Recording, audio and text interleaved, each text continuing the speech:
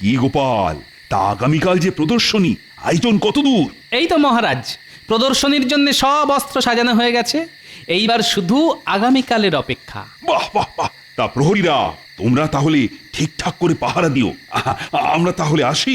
আপনি কোনো চিন্তা করবেন না মহারাজ, আমরা এইখান থেকে একটা মাছিও গলতে দেব না। আপনারা নিশ্চিন্তে থাকুন।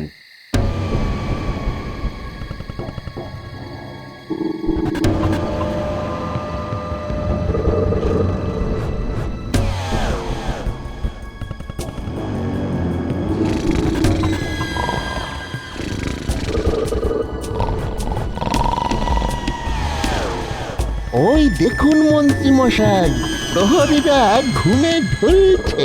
হ্যাঁ, এটাই সঠিক সময়। তাহলে যা, এবারে কাজটা সেরে ফেল।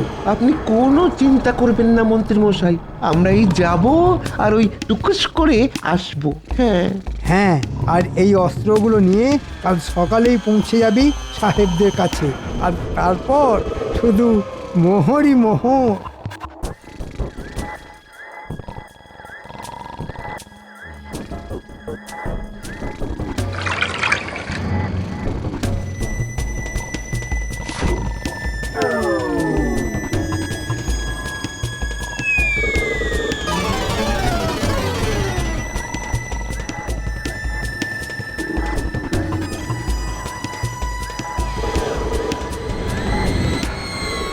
এই দেখুন মন্ত্রী মশাই, আমরা এসে গেছি। কই এনেছিস? দেখি দেখি। সাব্বাস! এইবার তোরা এইগুলো নিয়ে সোজা কাল সকালে পৌঁছে যাবি সাহেবদের কাছে। আর ওদিকে আমিও কাল সকালে প্রদর্শনীর সময় মহারাজের কাছে গোপালকে চোর বলে দোষী সাব্যস্ত করব।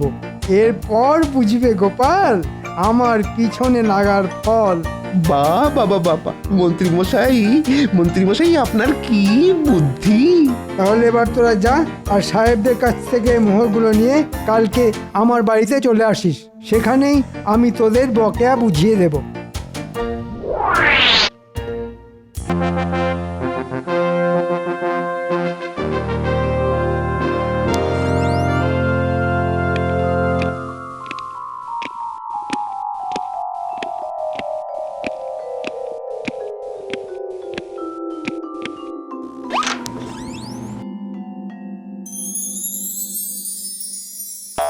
কি মন্ত্রী, চোখ যে একেবারে ছানা বড়া হয়ে গেল গো তোমার। তা এইরকম সোনার দুর্লভ অস্ত্র আগে কখনো দেখেছো তুমি? আগে না মহারাজ, অপূর্ব, অসাধারণ, অতুলনীয়। হ্যাঁ মন্ত্রী, এগুলো আমার পূর্বপুরুষের, যা দিয়ে তারা যুদ্ধে জয়লাভ করেছিল। মহারাজ, আমার মাথায় না দারুণ একটা বুদ্ধি এসেছে, যদি বলেন তো বলি। কি বুদ্ধি মন্ত্রী? বলো বলো, চট করে বলো তো শুনি। মহারাজ, এই সোনার অস্ত্রগুলো সিন্দুক বন্দি না করে যদি বিভিন্ন রাজ্যে এর প্রদর্শনীর ব্যবস্থা করেন, তাহলে এই সোনার মূল্যবান অস্ত্রগুলো সবাই দেখার সুযোগ পাবে। এই শুধু তাই নয়, এগুলো দেখার জন্য আমরা কিছু প্রবেশ মূল্য ধার্য করব, যার থেকে আমাদের কিছু অর্থ লাভ হবে। কি বলেন মহারাজ? কিরকম এক ঢিলে দুই পাখি হবে? বাহ বাহ বাহ, দারুণ দারুণ মন্ত্রী, দারুণ দারুণ বুদ্ধি। কিন্তু এই অস্ত্র প্রদর্শনী কোথা থেকে শুরু করা যায় বলতো? কেন মহারাজ, কৃষ্ণনগর থেকে? হ্যাঁ মন্ত্রী, ঠিক বলেছ। ঠিক, একদম ঠিক। তাহলে কৃষ্ণচন্দ্রকে আজই পত্রে জানিয়ে দাও, আগামীকালই এই প্রদর্শনীর জন্য আমরা রওনা হচ্ছি। ঠিক আছে? যথাজ্ঞে মহারাজ, আমি আজই দুধকে দিয়ে পত্র পাঠাবার ব্যবস্থা করছি। তাহলে আমি এবার আসি মহারাজ। হ্যাঁ হ্যাঁ হ্যাঁ, এসো এসো এসো।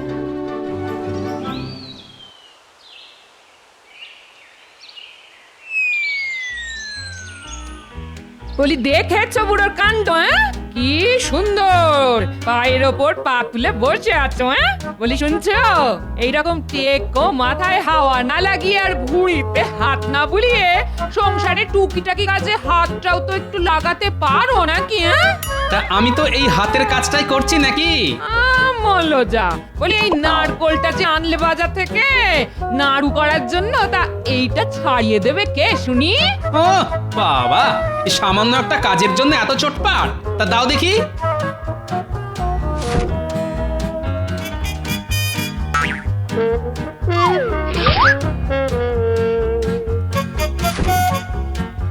এই নাও তোমার নারকল।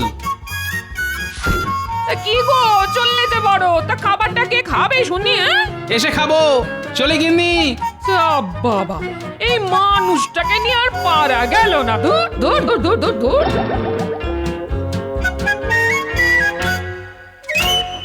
মহারাজের জয় হোক। হ্যাঁ, বলো প্রহরী, কি বার্তা?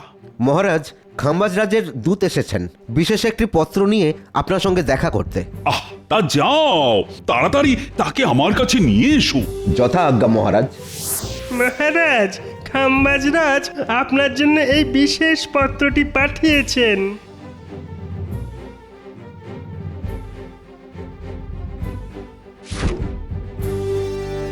তাহলে এইবার আমি আসি মহারাজ। হ্যাঁ হ্যাঁ, এসো এসো এসো। তা বড় তো মন্ত্রী, কি লিখেছেন খাম্বাজ রাজ এই পত্রে? হ্যাঁ মহারাজ, খাম্বাজরাজ লিখেছেন যে আগামীকাল খাম্বাজরাজ খাম্বাজ মন্ত্রীকে সাথে নিয়ে তার কিছু দুর্লভ সোনার অস্ত্র প্রদর্শনীর উদ্দেশ্যে কৃষ্ণনগরে আসছেন এবং আপনাকে এই প্রদর্শনীর দায়িত্বভার নিতে বলেছেন। কি বিপদ রে বাবা, এই গুরু দায়িত্ব এইবার আমি পালন করি কিভাবে? আপনি একদম চিন্তা করবেন না মহারাজ, এই দায়িত্বভার আপনি নিশ্চিন্তে আমার ঘাড়ে দিতে পারেন। হাজার হোক সোনার অস্ত্র বলে কথা, তাও আবার দুর্লভ। না না মন্ত্রী, এই গুরু দায়িত্ব আমি একজন বিচক্ষণ ব্যক্তির হাতেই দিতে চাই। তা সে কে মহারাজ? কেন, আমাদের গোপাল। ঠিক ঠিক, একদম ঠিক। গোপালই একমাত্র বিচক্ষণ ব্যক্তি। ঠিক আছে মহারাজ, আমিও দেখব গোপাল এই গুরুদায়িত্ব কিভাবে পালন করে। তাহলে মন্ত্রী, তুমি ঘোষক দ্বারা এই প্রদর্শনীর কথা সারা রাজ্যে ঘোষণা করে দাও। যথা আজ্ঞা মহারাজ। তাহলে আজ সভা এখানেই মুলতুবি। সবাই এবার আসতে পারে। শোনো শোনো শোনো, মহারাজ কৃষ্ণচন্দ্র তার রাজপ্রাসাদের সামনে একটি বিরাট সোনার অস্ত্রের প্রদর্শনীর আয়োজন করেছেন। এই অস্ত্রগুলি খুবই দুর্লভ। এই অস্ত্র প্রদর্শনীর উদ্বোধন করতে আসছেন স্বয়ং খাম্বাজ রাজ। তাই যারা যারা এই প্রদর্শনী দেখতে ইচ্ছুক তাদেরকে মহারাজ সাদর আমন্ত্রণ জানিয়েছেন এবং প্রবেশ মূল্য হিসেবে একটি মোহর ধার্য করা হয়েছে। আসুন আসুন আসুন, অবশ্যই আসুন। হিরে বটা, ঘোষণাটা শুনলি? হ্যাঁ রে ঘটা, শুনলাম। আর তাতে যা বুঝলাম, মনে হচ্ছে এই সুযোগে আমাদের কিছু উপরি রোজগার হতে পারে। ঠিক বলেছিস বটা। হ্যাঁ, তাহলে তাহলে চল, মন্ত্রীমশাই আমাদের কাছে পৌঁছবার আগেই আমরাই মন্ত্রীমশাইয়ের কাছে পৌঁছে যাই।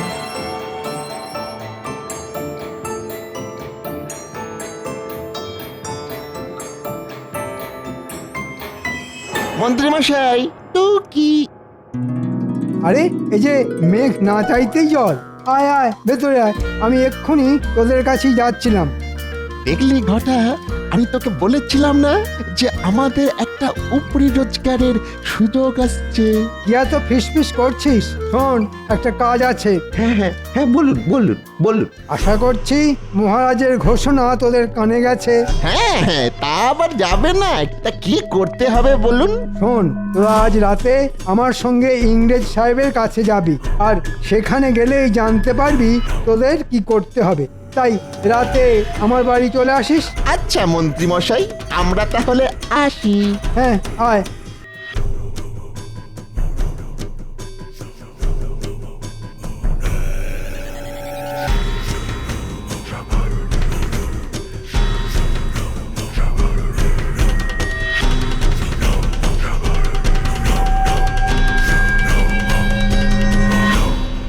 আসতে পারি মহারাজ? আরে এসো এসো গোপাল, আমি তোমার কথাই ভাবছিলাম। কেন মহারাজ? গোপাল, আমি কিছুতেই ভেবে উঠতে পারছি না যে এই অস্ত্র প্রদর্শনীর দায়িত্ব আমি একা কি করে সামলাবো। মানে যদি এই মূল্যবান অস্ত্রগুলোর কিছু হয়ে যায়, তাহলে তো খাম্বাজ রাজ আমায় ছেড়ে কথা বলবেন না। তাই আমায় বাঁচাও গোপাল। আমি চাই এই প্রদর্শনীর দায়িত্ব তুমি তুমি তোমার হাতে তুলে নাও। ঠিক আছে মহারাজ, আপনি কোনো চিন্তা করবেন না। এই সোনার অস্ত্রগুলি কিভাবে রক্ষা করতে হয় তা আমিও খুব ভালোভাবেই জানি। তাই নাকি গোপাল? তো কিরকম শুনি? কানটা কাছে আনুন মহারাজ, বলি।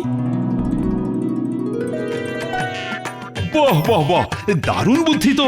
ঠিক আছে গোপাল, এই কাজের জন্য যদি তোমার কিছু মোহরের প্রয়োজন হয় তাও আমি দেব। ধন্যবাদ মহারাজ, তাহলে এবার আমি আসি। হ্যাঁ হ্যাঁ, এসো এসো, আর সাবধানে যেন কাক পক্ষীতেও টের না পায়। পাবে না মহারাজ, প্রণাম। এই সে মানফ্রি, এসো এসো, আমরা তোমার জন্য অপেক্ষা করিতেছিলাম। তা কি কথা শোনে? হ্যাঁ সাহেব, আসলে হয়েছে কি, খাম্বাজ রাজ তার কিছু সোনার দুর্লভ অস্ত্রের প্রদর্শনী করতে চলেছেন এই কৃষ্ণনগরে। কি বললে? সোনার অস্ত্র মানে gold? Oh God, those are very precious. Khambaj Raj বলেছেন যে এই সোনার অস্ত্র নাকি কোনো রাজা মহারাজা, এমনকি কোনো ইংরেজদের কাছেও নেই, তাই এর মূল্য অনেক। শোনো মন্ত্রী, এই সোনার অস্ত্র আমাদের চাই চাই। আমি জানি সাহেব, জানি, তার জন্যই তো আপনার কাছে আসা। তবে কিনা এর জন্য আপনাদেরও কিছু পাবে পাবে, তার আগে তুমি বলো ওই সোনার অস্ত্র আমরা কবে পাবো? খাম্বাজ রাজ আগামীকাল সকালে কৃষ্ণনগর আসছেন, আর রাতে ওই অস্ত্রগুলো প্রদর্শনীর জন্য সাজানো হয়ে গেলেই আপনি টুকুস করে আপনার কাছে পৌঁছে যাবে। কিন্তু মনে রেখো মন্ত্রী, আমাদের ঠকাইবার চেষ্টা করিলে তোমার গর্দান যাইবে। না না সাহেব, এই নিয়ে আপনি একদম চিন্তা করবেন না। আপনি চাইলে কষ্টি পাথরে প্রত্যেকটি সোনার অস্ত্র যাচাই করে নেবে। সে তো আমরা নেবই, সব টেস্ট করিয়াই নেব। তাহলে ওই কথাই রইল সাহেব, আগামীকাল ঠিক এইখানেই দেখা হচ্ছে। আপনি শুধু মোহরের থলিটা হ্যাঁ হ্যাঁ, ওই সব নিয়ে তোমাকে চিন্তা করিতে হইবে না, তুমি তোমার মোহর পাইয়া যাবে।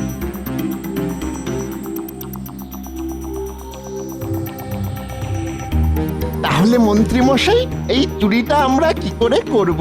শোন, রাতে যখন প্রহরীরা এই সোনার অস্ত্রগুলো পাহারা দেবে, তখন তোরা ওদের নাকে ঘুমের ওষুধ দিয়ে অজ্ঞান করে দিবি, আর অস্ত্রগুলো নিয়ে কাল সকালেই পৌঁছে যাবি সাহেবদের কাছে। আর তারপরে শুধুই মোহর, মোহরই মোহর।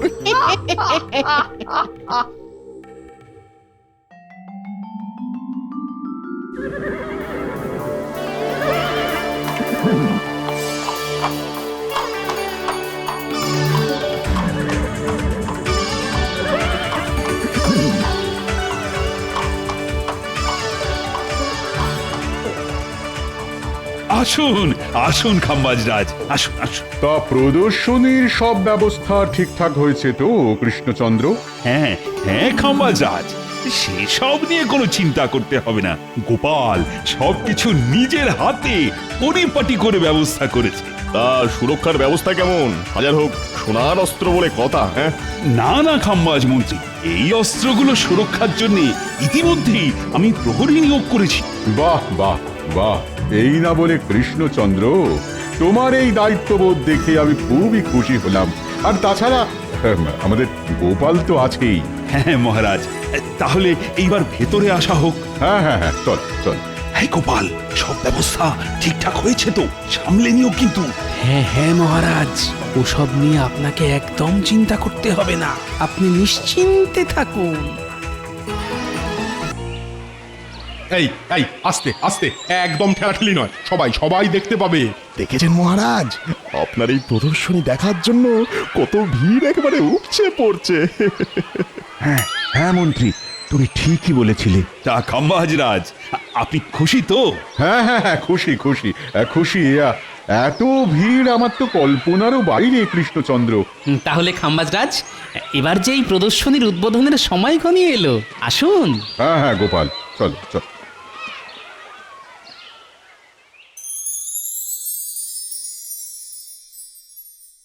এই যে বাটা ঘাটা, এসো এসো, তোমাদের জন্যই আমরা অপেক্ষা করিতেছিলাম। তা অস্ত্রগুলো আনিয়াছ?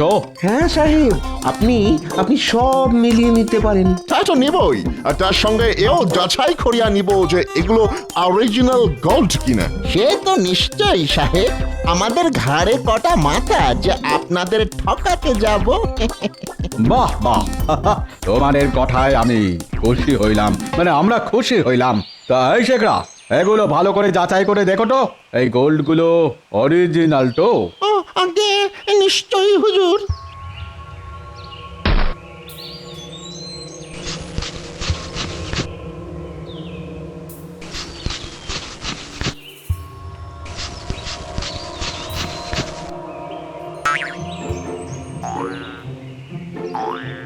কি হইল?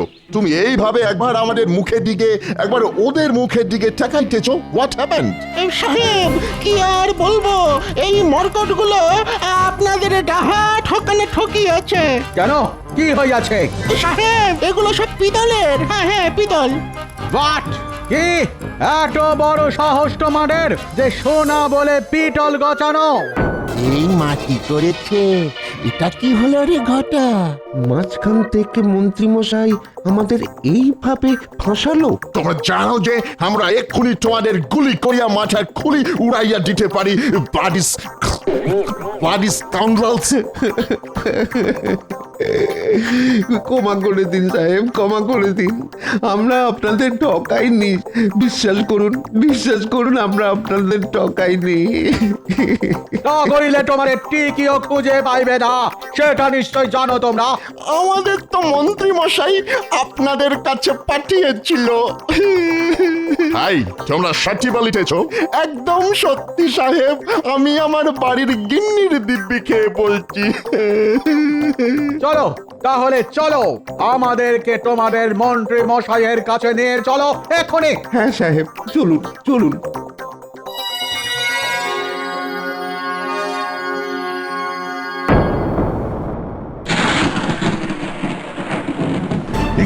দেখি কৃষ্ণচন্দ্র, অস্ত্র কোথায়? কি এবার এবার কি হবে মহারাজ? আপনার সমস্ত অস্ত্র যে? না না, মানে আমি মানে গোপাল। দেখলেন তো মহারাজ, আমি আপনাকে প্রথমেই বলেছিলাম যে গোপালকে এই দায়িত্ব দেবেন না। এখন হলো তো? গোপাল! তার মানে তুমি? না খাম্বাজরাজ, আপনি বিশ্বাস করুন, এই কাজ আমি করিনি। তাহলে কি অস্ত্রগুলোর পাখা গজিয়েছিল যে উড়ে গেল? আমি তোমাকে ছাড়বো না গোপাল, আমি তোমাকে ছাড়বো না। এই কে আছো? গোপালকে বন্দি করো। আমাদের ছেড়ে দিন সাহেব, আমরা আর এইরকম কোনোদিনও করব না। কি সাহেব, আপনারা আর বউটা ঘটারই কি অবস্থা? জানো কৃষ্ণচন্দ্র, এরা আমাদের কাছে গিয়েছিল এই সোনার অস্ত্রগুলি বিক্রি করিতে, কিন্তু আমরা যখন এইগুলি কোষ্ঠী পাথরে যাচাই করি তখন দেখি এগুলো সব নকল পিতলের অস্ত্র। এই মরেছে, এরকম তো কথা ছিল না। এ কি ফাঁপড়ে পড়লাম রে বাবা। ও, তার মানে এই অস্ত্রগুলো চুরি করেছে বটার ঘটা। না মহারাজ, এই চুরি আমরা স্বইচ্ছায় করিনি। বিশ্বাস করুন, আমাদের চুরি করতে বলেছিল স্বয়ং এই মন্ত্রী মশাই। এই মরেছে, এইবার মানে কেটে পড়ি। মন্ত্রী? তাহলে এই চক্রের কাণ্ডারি তুমি? সাহেব, মন্ত্রীকে আমি আপনাদের হাতেই তুলে দিলাম। এবার আপনারাই এদের বিচার করুন। ওরে বাবা রে, এবার আমি পালাই।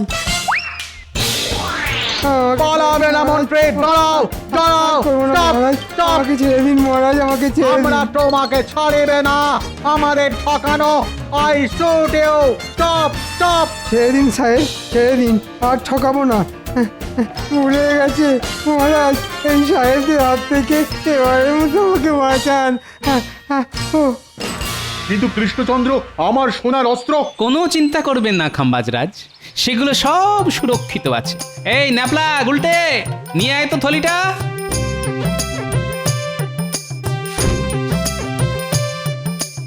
তাহলে ওরা যেগুলো চুরি করেছিল সেগুলো কি গোপাল? সেগুলো সব পেতলের খাম্বাজরাজ। মানে? আসলে হয়েছে কি খাম্বাজরাজ,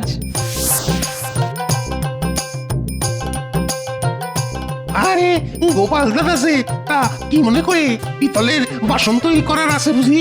না হে শাকরা, আজ আমি এসেছি তোমার কাছে একটা জরুরি দরকারে। তা বলো গোপাল দাদা, কি করতে পারি? শোনো, আমার কাছে কিছু সোনার মূল্যবান অস্ত্র আছে, যেগুলো দিয়ে তোমাকে হুবহু একই রকম পিতলের অস্ত্র তৈরি করতে হবে। কি পারবে তো? পারবো না মানে? আরে এ যে আমার বাঁ হাতের কাজ গো গোপাল দাদা। তবে সাবধান, এই কথা যেন কাক পক্ষীতেও টের না পায়। তুমি কোনো চিন্তা করো না গোপাল দাদা, তোমার কাজ হয়ে যাবে। এই নাও, এই মোহরগুলি রাখো, কাজ শেষ হলে আরো পাবে। বাহ বাহ গোপাল, বাহ, তোমার বুদ্ধির কোনো জবাব নেই। এই নাও, এই নাও গোপাল, এই সোনার অস্ত্রটা তোমার উপহার। না খাম্বাজরাজ, এই উপহার আমার চাই না। কেন গোপাল, চাই না কেন? আপনি যদি উপহার দিতেই চান, তাহলে আমাদের রাজ্যের প্রজাদের জন্য কিছু উপহার দিন, সেটাই হবে আমার উপহার। তাই হবে গোপাল। শোনো শোনো কৃষ্ণচন্দ্র, আমি সবার সামনে ঘোষণা করলাম যে এই বছরে খাম্বাজ রাজ্যে যা গম উৎপন্ন হবে তার 50% আমি কৃষ্ণনগরে প্রজাদের জন্য পাঠাবো। আর শুধু তাই নয়, তার সঙ্গে আজকের এই প্রদর্শনীতে যা অর্থ আয় হবে তার পুরোটাই তুলে দেওয়া হবে কৃষ্ণচন্দ্রের হাতে, রাজ্যের চাষাবাদের উন্নতির জন্যে। কি গোপাল, তুমি খুশি তো? ধন্যবাদ খাম্বাজরাজ, আপনি মহান। ধন্যবাদ খাম্বাজরাজ। সবাই বলো, জয় খাম্বাজরাজের জয়, জয় গোপালের জয়। না না মহারাজ, জয় আমার নয়, বলুন কৃষ্ণনগরের জয়। জয় কৃষ্ণনগরের জয়। জয় জয় কৃষ্ণনগরের জয়।